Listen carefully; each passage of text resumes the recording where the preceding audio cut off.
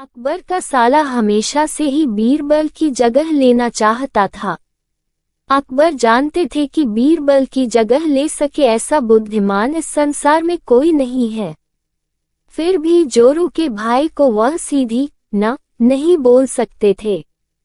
ऐसा करके वह अपनी लाडली बेगम की बेरुखी मोल नहीं लेना चाहते थे। इसीलिए उन्होंने अपने साले साहब को एक कोयले से भरी बोरी दे दी और कहा कि जाओ और इसे हमारे राज्य के सबसे मक्कार और लालची सेठ दमड़ीलाल को बेचकर दिखाओ। अगर तुम ये काम कर गए तो तुम्हें बीरबल की जगह वजीर बना दूंगा।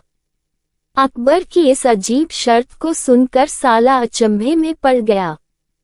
वह कोयले की बोरी लेकर चला तो गया, पर उसे पता था कि वह सेठ किसी की बातों में नहीं आने वाला, ऊपर से वह उल्टा उसे ही चूना लगा देगा।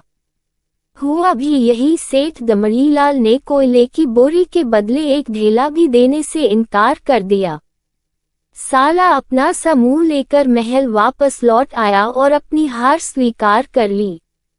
अब अकबर ने वही काम बीरबल को करने को कहा। बीरबल कुछ सोचे और फिर बोले कि सेठ दमड़ीलाल जैसे मक्कार और लालची सेठ को यह कोयले की बोरी क्या मैं सिर्फ कोयले का एक टुकड़ा ही 10,000 रुपए में बेच आऊंगा। ये बोलकर वह तुरंत वहां से रवाना हो गए। सबसे पहले उसने एक दर्जी के पास जाकर एक मखमली कुर्ता सिलवाया, हीरे मोती वाली मालाएं गले में डाली, महंगी जूती पहनी और कोयले को बारीक सुरमे जैसा पिसवा लिया। फिर उसने पिसे कोयले को एक सुरमे की छोटी चमकदार डिब्बी में भर लिया।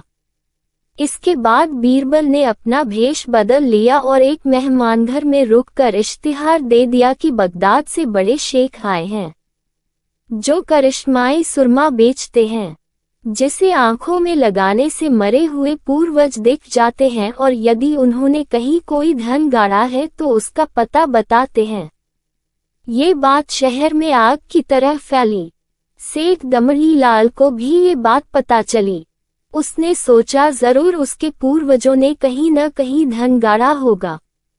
उसने तुरंत शेख बने बीरबल से संपर्क किया और सुरमे की डिब्बी खरीदने की पेशकश की। शेख ने डिब्बी के 20,000 रुपये मांगे और मोल भाव करते करते 10,000 में बात तय हुई। पर सेठ भी होशियार था। उसने कहा मैं अभी तुरंत ये सुरमा लगाऊंगा और अगर मुझे मेरे पूर्वज नहीं दिखे तो मैं पैसे वापस ले लूंगा। बीरबल बोला बिल्कुल आप ऐसा कर सकते हैं। चलिए शहर के चौराहे पर चलिए और वहां इसे जांच लीजिए। सुरमे का चमत्कार देखने के लिए भीड़ इकट्ठा हो गई। तब बीरबल ने ऊंची आवाज में कहा ये सेठ अभी ये चमत्कारी सुरमा लगाएंगे और अगर ये उन्हीं की औलाद हैं जिन्हें ये अपना माँ बाप समझते हैं तो इन्हें इनके पूर्वज दिखाई देंगे और गड़े धन के बारे में बताएंगे। लेकिन अगर आपके माँ बाप में से किसी ने भी बेईमानी की होगी और आप उनकी असल औलाद नहीं होंगे तो आपको कुछ भी नहीं दिखेगा।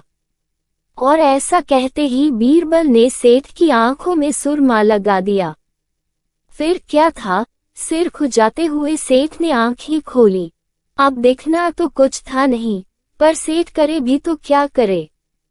अपनी इज्जत बचाने के लिए सेठ ने 10,000 बीरबल के हाथ थमा दिए और मुंह फुलाते हुए आगे बढ़ गए।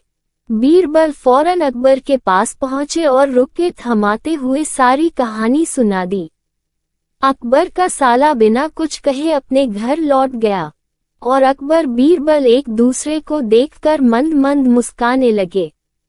इस किस्से के बाद फिर कभी अकबर के साले ने बीरबल का स्थान नहीं मांगा।